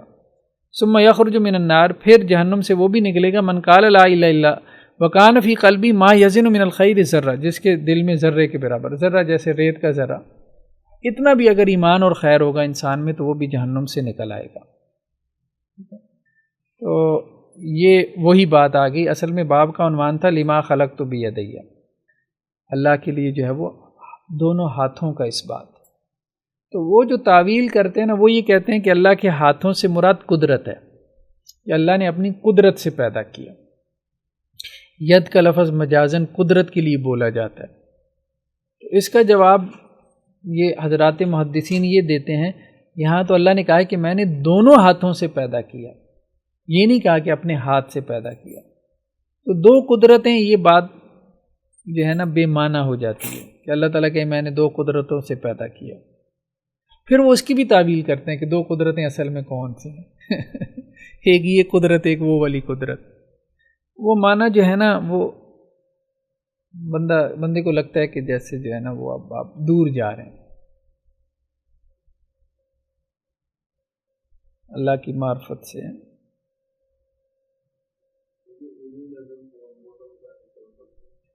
حضرت نوح ہیں، حضرت ابراہیم، حضرت موسیٰ، حضرت عیسیٰ اور محمد رسول اللہ صلی اللہ علیہ وسلم. ویسے جو صحیح عقیدہ ہے اس میں یہی ہے کہ اللہ کے ہاتھ بھی ہیں، جو بھی اللہ تعالیٰ نے ذکر کیا ہے، لیکن اس کی کیفیت کا اندازہ نہیں. ایسے عقیدہ ہے یہ بیسیکلی کس نص پر بنیاد ہے؟ کون سا؟ یہ جو ہے اس کی کیفیت کا اندازہ نہیں ہے، یہ مطلب قیاس کیا ہے علماء نے یا پھر نہیں وہ نص یہ ہے نا لیس کمثلہ شیء، کہ اللہ کی مانند کوئی چیز نہیں ہے. وہو السمیع البصیر، یہ بہت بڑی آیت ہے، بہت عظیم آیت ہے کہ یہاں یہ بھی کہا کہ وہ سمیع و بصیر ہے اور ساتھ میں کہہ دیا کہ اس کی مانند کوئی نہیں ہے. یعنی یہ نہ سمجھ لینا کہ اب ہمارے جیسا سمیع و بصیر ہے، تو اس کی سماعت اور بصارت کی طرح کسی کی سماعت اور بصارت نہیں ہے. تو ایک طرف صفات کا اس بات کرنا ہے اور دوسری طرف جو ہے وہ یہ بھی کہنا ہے کہ ہمیں اس کی حقیقت کا علم نہیں.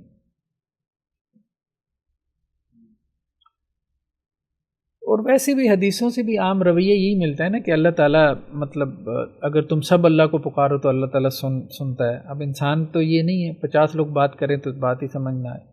اللہ تعالیٰ جو ہے وہ تمہاری شارک سے زیادہ قریب ہے. قد سمع اللہ قول التی تجادلک، یہاں ایک عورت نے پکارا، اللہ نے آسمانوں پہ سن لیا. انسان تو 2 کلومیٹر دور کی آواز نہیں سن سکتا. تو اس طرح سے بھی پتہ چلتا ہے کہ اللہ کی صفات اس طرح سے ثابت نہیں ہیں جس طرح سے انسان کی ہیں، کیونکہ انسان کی صفات میں نقص ہے، عیب ہے. اللہ تعالیٰ کی صفات میں عیب نہیں ہے، ان میں کمال ہے. حضرت ابو ہریرہ سے قال ید اللہ ملا، کہ اللہ کا ہاتھ جو ہے وہ بھرا ہوا ہے. یعنی اللہ کے رسول صلی اللہ علیہ وسلم نے فرمایا کہ اللہ کا ہاتھ بھرا ہوا ہے، کیونکہ یہودیوں نے کہا تھا نا کہ اللہ کے ہاتھ بندھے ہوئے ہیں. یہ قرآن میں بھی آتا ہے ید اللہ مغلولہ. یہودیوں نے یہ اعتراض کیا تھا کہ اللہ تعالیٰ خود تو خرچ نہیں کرتا اپنے بندوں پہ، اور یہ جو ہے نا صدقہ خیرات مانگتے رہتے ہیں. تو اس پہ اللہ کے وسلم نے فرمایا کہ اللہ کا ہاتھ کیا ہے؟ بھرا ہوا ہے. لا یغیظها نفقۃ سحاء اللیل والنہار، کہ اللہ کا جو خرچ کرنا ہے وہ اللہ کے ہاتھ میں جو کچھ ہے اس کو کم نہیں کرتا، اور اللہ تعالیٰ دن اور رات میں خرچ کر رہے ہیں. وقال ارأیتم ما انفق منذ خلق السماوات والارض، اور آپ صلی اللہ علیہ وسلم فرمائے تم نے غور نہیں کیا جب سے اللہ نے زمین اور 7 آسمانوں کو پیدا کیا ہے، فإنہ لم یغز ما فی یدہ، جو اللہ کے ہاتھ میں اس میں کوئی کمی نہیں ہوئی. ٹھیک ہے، تو انسان تو کیا کر رہا ہے؟ انسان تو اللہ کی دی ہوئی چیزوں سے ہی آگے جو ہے وہ ریپروڈکشن ہو رہی ہے نا، اور کیا کر رہا ہے؟ کچھ بھی نہیں کر رہا. مطلب وہ تو بیج بو کے آ جاتا ہے نا، اب اس بیج سے فصل تو اللہ نہیں نکالی ہے، کسان تو گھر آ کے سو گیا وہ پودا تو اللہ نہیں بنایا، وہ کہتا ہے کہ جی نیچرل لاز نے بنایا. وکان عرش علی الماء، اور اللہ تعالیٰ کا عرش جو ہے وہ پانی پر. پانی سے کیا مراد ہے واللہ عالم، اللہ بہتر جانتا ہے. جب یہ زمین اور آسمانوں کی تخلیق نہیں ہوئی تھی تو اللہ کا عرش پانی پر تھا. وَبِيَدِهِ الْأُخْرَى الْمِيزَانُ، اب اس کے دوسرے ہاتھ کا بھی تذکرہ آ گیا کہ اس کے دوسرے ہاتھ میں میزان ہے. ٹھیک ہے، تو گویا مراد کیا ہے کہ ہاتھ سے مراد ہاتھ ہی ہے. یحفظ و یرفع، اور اللہ تعالیٰ اس میزان کے ذریعے کسی کو بلند کر رہا ہے اور کسی کو پست کر رہا ہے. ایک ہاتھ میں اللہ تعالیٰ کے کیا ہیں؟ خزانے ہیں، اور دوسرے میں میزان ہے. یہ حدیث میں تو گویا امام بخاری نے وہ دونوں ہاتھوں کی تشریح کر دی ہے جن کا تذکرہ قرآن میں تھا حدیث سے. باقی وہ یہی کہیں گے کہ جس کی کنہ میں اس کی حقیقت میں نہ پڑے اللہ کے ہاتھوں سے کیا مراد ہے، حقیقت ان کی کیا ہے. لیکن ہاتھ سے مراد ہاتھ ہی ہے. جیسے پیچھے روایت آئی تھی نا کہ آپ صلی اللہ علیہ وسلم نے جب آنکھ کا تذکرہ کیا تو اپنی آنکھ کی طرف اشارہ کیا کہ آنکھ سے مراد آنکھ ہے، آنکھ سے مراد کان نہیں ہے، ناک نہیں ہے، ہاتھ نہیں ہے، پاؤں نہیں ہے. ٹھیک ہے،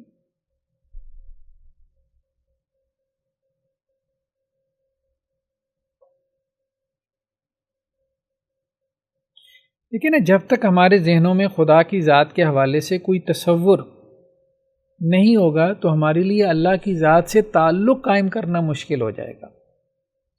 کوئی نہ کوئی تو انسانی ذہن کی مجبوری ہے نا.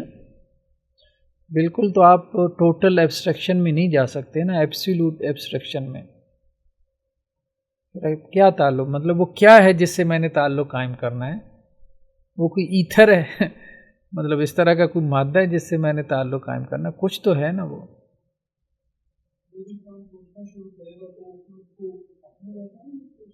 نہیں، ہم یہ نہیں کہہ رہے کہ وہ سوچنا شروع کرے.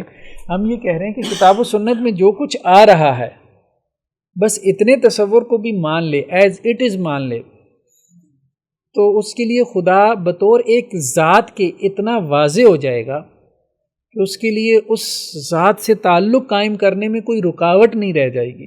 اور اگر جو کچھ کتاب و سنت میں اس کے انکار کی پوزیشن لینا شروع ہو جائے گا تو وہ کس سے تعلق قائم کرے گا؟ مجھے بتائیں، کس سے؟ خلا سے. پھر سوال پیدا ہوگا نا، کیا ہے جس سے تم مانگ رہے ہو؟ کیا ہے وہ؟ آپ نے اس کے چہرے کا انکار کر دیا، اس کے ہاتھوں کا انکار کر دیا، اس کی آنکھوں کا انکار کر دیا، پھر ساری صفات کا انکار کرتے کرتے اسماء کا انکار کر دیا، یہاں تک کہ کہا کہ اس کو موجود ہونا بھی نہ کہیں کہ وہ موجود ہے، بھائی یہ کہہ دیں وہ معدوم نہیں ہے. مطلب یہ تصور لے گئے میں معدوم نہیں ہے سے مانگ رہا ہوں. کیا تعلق قائم کرے گا انسان؟ نہیں، اب نہیں ہے. اب تو دیکھیں نا، کچھ اشاعرہ اور ماتریدیہ رہ گئے ہیں، وہ بیسیکلی انہوں نے 7-8 صفات کو مان لیا، بقیہ صفات کی وہ بھی تعویل کرتے ہیں. یہ جو صفات ذاتی ہیں اس کی وہ بھی تعویل کرتے ہیں. اشاعرہ ماتریدیہ، سلفیہ نہیں کرتے، وہ اس کو ایز اٹ از جاری رکھتے ہیں. اس کی وجہ یہی ہے کہ خدا کی ذات کے ساتھ نا تجرید کے ساتھ تعلق، میں نے آپ کو بتایا تھا نا، جیسے آپ یوں سمجھے نا، پیاز کی ساری پرتیں اتارنے کے بعد آپ کہیں کہ جی اس پیاز کے بارے میں ذرا کچھ جو ہے نا وہ اپنے خیالات کا اظہار کر کے بتاؤ.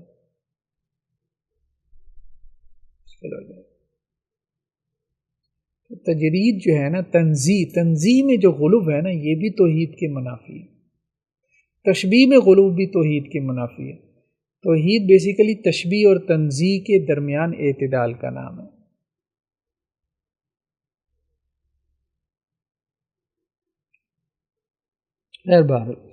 حضرت عبداللہ بن عمر سے روایت ہے، وہ اللہ کے رسول سے نقل کرتے ہیں، انہ قال ان اللہ یقبض یوم القیامت الارض، کہ اللہ سبحانہ و تعالیٰ قیامت والے دن زمین کو اپنی مٹھی میں لے لیں گے.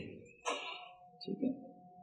وتکون السماوات بیمینی، اور آسمان اللہ کے دائنے ہاتھ میں ہوں گے، 7 آسمان. ثم یقول انا الملک، پھر اللہ تعالیٰ کہیں گے میں بادشاہ. اب مٹھی میں لینے کا تذکرہ بھی آ گیا، قبض کا تذکرہ بھی آ گیا، بلکہ ہاتھ کے علاوہ اصابع کا تذکرہ بھی ہے، انگلیوں کا تذکرہ بھی ہے کہ بندوں کے دل رحمان کی انگلیوں کے درمیان ہے. تو گویا ہاتھ سے مراد ہاتھ ہی ہے جو لغت میں ہاتھ ہوتا ہے. جی، حضرت ابو ہریرہ سے روایت ہے کہ اللہ کے رسول صلی اللہ علیہ وسلم نے فرمایا یقبض اللہ الارض، کہ اللہ سبحانہ و تعالیٰ جو ہے وہ زمین کو کیا کریں گے؟ اپنی مٹھی میں لے لیں گے، یعنی قیامت والے دن کی بات ہے.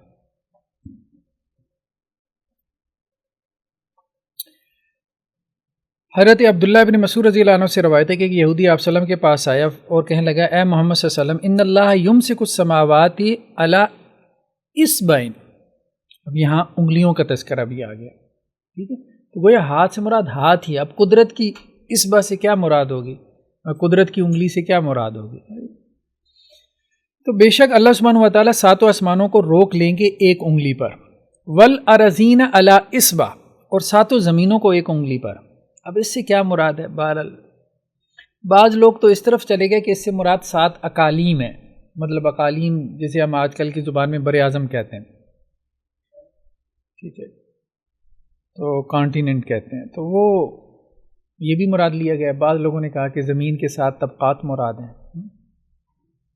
جیسے ہم جیالوجی وغیرہ میں پڑھتے ہیں کہ یہ زمین کی تہ ہے، اس کے نیچے یہ تہ ہے، پھر یہ تہ ہے. ٹھیک ہے. بعض لوگوں نے سلف میں سے بھی یہ بات کہی ہے کہ نہیں یہ 7 زمینیں ہیں، 7 سے مراد 7 زمینیں. تو قرآن میں عام انداز جو ہے نا وہ ایک ہی زمین کا ہے، لیکن ایک مقام قرآن کا ایسا ہے، آپ شاید سورۃ طلاق کے آخر میں جہاں ہے ہاں وَمِنَ الْأَرْضِ مِثْلَهُ، کہ اللہ نے 7 آسمان پیدا کیے اور زمین میں سے بھی مثلہن، ان کی مثل. اب یہاں یہ سوال جو پیدا ہوا کہ اللہ نے یہ جو کہا ہے کہ ان کی مثل یعنی آسمان کی مثل، تو یہ آسمان کی مثل کہا گیا، تو یہ جو مثل ہے یہ عدد میں ہے یا کیفیت میں بھی ہے؟ بات سمجھ رہے ہیں؟ یعنی ایک تو عدد میں ہو سکتا ہے کہ 7 آسمان ہیں تو 7 زمینیں، اور ایک کیفیت میں بھی ہو سکتا ہے کہ 7 آسمانوں کی کیفیت بھی تو کچھ بیان کی گئی نا، جیسے قرآن کا طباقہ ہے، اوپر تلے ہیں وہ. تو کیا یہ 7 زمینیں جو ہیں یہ صرف عدد مراد ہے مثل سے؟ تو جو کہتے ہیں عدد مراد ہے وہ کہتے ہیں کہ 7 زمینیں ہیں، ٹھیک ہے، اور یہ مطلب پیرالل بھی ہو سکتی ہیں. جو کہتے ہیں کہ نہیں کیفیت بھی مراد ہے تو وہ پھر کہتے ہیں کہ جی یہ 7 زمینیں جو ہے نا وہ اوپر تلے ہیں، طباقہ ہے. اچھا، اس میں بعض لوگوں نے یہ بھی تعویل کر لی، جیسا کہ امام راغب وغیرہ نے، کہ عرش اصل میں کہتے ہیں نیچائی کو اور سما کہتے ہیں بلندی کو، تو گویا ہر آسمان اوپر والے آسمان کے لیے عرش ہے. اب اس پہ ایک اور سوال یہ پیدا ہوا کہ 7 زمینوں کا اس بات تو ہے، اور ویسے حدیثوں میں بھی ہے کہ 7 زمینیں ہیں، 7 زمینیں ہیں. بظاہر یہی محسوس ہوتا ہے حدیثوں کے الفاظ سے بھی کہ یہ 7 علیحدہ علیحدہ ہے، مطلب اسی عرض میں کرۂ ارضی میں 7 کو تلاش کرنا یہ قول جو ہے نا پریفرڈ نہیں ہے. تو یہ 7 زمینیں علیحدہ علیحدہ ہے. اب یہ 7 زمینوں سے مراد کیا یہ ہے کہ 7 ایسے سیارے ہیں جو زمین کی طرح کے ہیں کہ جن میں آپ یوں کہہ لیں جیسے وہ ناسا والے کہتے ہیں نا جہاں انسان رہ سکتا ہو، ٹھیک ہے، سروائیو کر سکتا ہو، یا یہ مراد ہے کہ 7 زمینوں سے کہ وہاں پہ سکان بھی ہیں، یعنی وہاں مطلب آبادی بھی ہے، مخلوقات بھی ہیں. تو عام طور پہ تو قول صرف 7 زمینوں کے اس بات کا ہی ہے سلف میں علیحدہ علیحدہ، لیکن بعض لوگ اس طرف نکلے ہیں کہ وہاں پہ بھی آبادی ہے، لیکن ہمارے پاس اس کا کوئی ثبوت نہیں ہے، ثبوت نہیں ہے، کیونکہ 7 زمینوں کا اس بات تو ہو گیا، لیکن وہاں پہ آبادی، یہاں تک بعض لوگوں نے کہا کہ وہاں پہ بھی نوح ہیں جیسے یہاں پہ نوح ہے، وہاں بھی ابراہیم ہے جیسے یہاں پہ ابراہیم ہے، وہاں بھی محمد ہے جیسے یہاں پہ محمد ہے صلی اللہ علیہ وسلم، یعنی وہ تو اس حد تک چلے جاتے ہیں. لیکن اتنی تفصیل ہمیں روایتوں سے نہیں ملتی، روایتوں سے صرف 7 زمینوں کا اثبات ہے. اب 7 زمینوں سے مراد جو ہے نا وہ یہی ہو سکتا ہے کہ اس زمین کی جیسی 7 سیارے، اور اگر آپ مثلہ ہنہ میں جو ہے وہ عدد کے ساتھ ساتھ کیفیت کو بھی لے لیں تو زیادہ سے زیادہ یہ ثابت ہو سکتا ہے کہ یہ طباقہ ہے، اوپر تلے.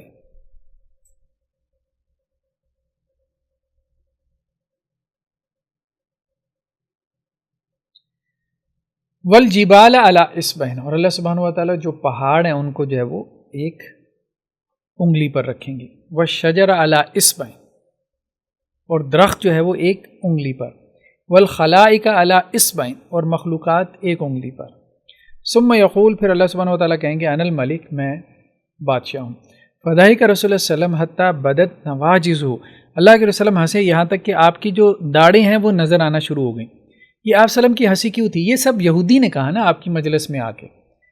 اللہ کے رسول کو ہنسی اس لیے آئی کہ آپ وسلم صحابہ کو یہ بتا رہے تھے، تو اچانک وہ یہودی آیا ہے اور اس نے کہا کہ میں آپ کو بتاؤں ایک بات کہ یہ ہوگا، اور وہی بات جو آپ وسلم اس سے پہلے صحابہ کو بتا رہے تھے. تو اللہ کے وسلم نے کہا دیکھو جو میں بتا رہا تھا اس کی تصدیق یہ آ کے کر رہا ہے اپنی کتابوں سے، یہ تو مجھے ماننے والا نہیں ہے. اور اس کو بھی نہیں پتا تھا کہ آپ وسلم مجلس میں وہ پہلے وہی بات کر رہے تھے. تو گویا وہ اللہ کے وسلم کی تصدیق کر رہا تھا، اس کو بھی نہیں معلوم تھا. وہ تو اپنی جو کتاب تورات سے بیان کر رہا تھا نا، تورات میں یہ چیز ہے، یہ چیز تورات سے وہ لے کے آئے۔ حضرت عبداللہ بن مسعود سے کہ اللہ کے رسول صلی اللہ علیہ وسلم جو ہے وہ ہنسے ہیں تعجباً و تصدیقاً لہو، ٹھیک ہے، یہودی کی بات پہ تعجب کرتے ہوئے اور اس کی تصدیق کرتے ہوئے، یعنی وہ بھی وہی بات کر رہا ہے جو میں نے کی۔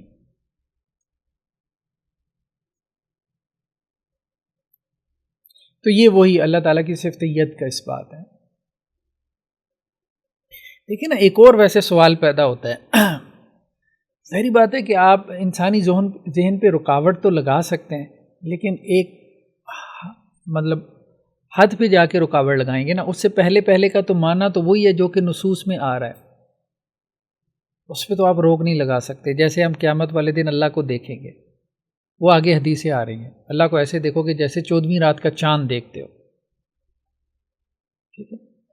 تو جب آپ اللہ کو دیکھیں گے تو وہ کوئی شے ہے نا جس کو آپ دیکھیں گے۔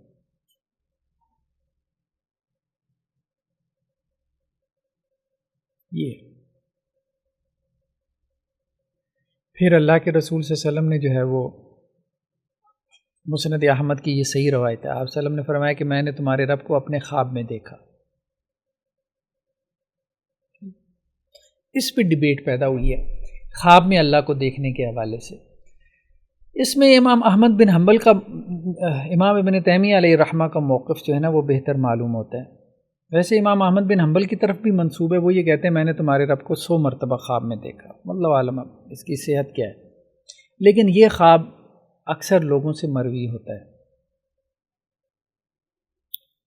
امام ابن تیمیہ علیہ رحمہ نے جو ہے وہ اس کا معنی یہ بیان کیا ہے کہ اللہ کے رسول صلی اللہ علیہ وسلم نے یہ بات کہی ہے اس روایت میں کہ میں نے تمہارے رب کو احسن صورت میں دیکھا ہے۔ اب بات سمجھ رہے ہیں؟ یہ بہت گہرا نقطہ ہے۔ دیکھیں، اللہ نے اپنا آپ دکھانا ہے، ٹھیک ہے، اب انسانی ذہن جو ہے نا وہ مانوس ہے کچھ صورتوں سے۔ مثال کے طور پہ ہم مانوس ہیں اس سے کہ بہترین تخلیق کیا انسان ہے، ہمارے سامنے مثال کے طور پہ ایلین آ جائے، جیسے وہ شکلیں ہوتی ہیں وہ ہم سے بہت اچھا ہو اپنی طاقتوں میں، اپنی صفات میں، ہمیں وہ عجیب لگے گا، اس کی خوبصورتی اٹریکٹ نہیں کرے گی۔ تو امام ابن تیمیہ علیہ رحمہ کہتے ہیں کہ نبی کریم صلی اللہ علیہ وسلم نے یہ جو بات کہی ہے کہ میں نے تمہارے رب کو خواب میں احسن صورت میں دیکھا ہے، تو اس سے مراد کیا ہے؟ احسن صورت سے انسانی صورت، کیونکہ انسانی ذہن کے لیے اس سے احسن صورت موجود نہیں ہے جس سے وہ مانوس ہو۔